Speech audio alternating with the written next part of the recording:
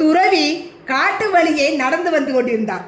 அப்போது ஒரு மனிதன் அங்கிருந்த மரம் ஒன்றில் கயிறு ஒன்றை மாட்டி தூக்கு போட்டுக்கொள்ள முயற்சி செய்து கொண்டிருந்தான். ஒரு சில வினாடிகளில் அவன் கழுத்தை அதனுள்ளே நுழைத்து தூக்கில் தொங்க தயாரான போது நில் என்று கம்பீரமாக உத்தரவிட்டார் துறவி.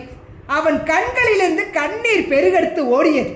என்ன காரணத்தால் இந்த மாதிரி தவறான முயற்சிகளில் ஈடுபடுகிறாய் என்று கேட்டார் துறவி. சுவாமி, என் வாழ்க்கை முழுவதும் கண்ணீர். பிறந்ததிலிருந்து துன்பம், துயரம், வறுமை. எனக்கு இவ்வுலகில் வாழ தெரியவில்லை. நான் நேர்மையானவன், உண்மையானவன். எனக்கு பணம் சம்பாதிக்க தெரியவில்லை.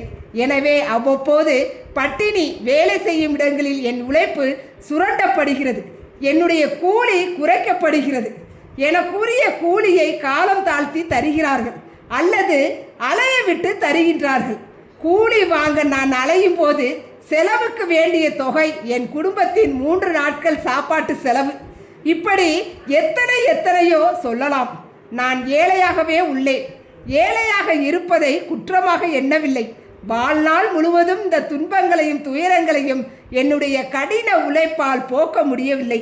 எனவேதான் நான் சாக முயற்சித்தேன். நீங்கள் தடுத்து விட்டீர்கள் என்று கதறினான். மகனே, நான் கேட்கும் கேள்விக்கு நீ பதில் சொல்.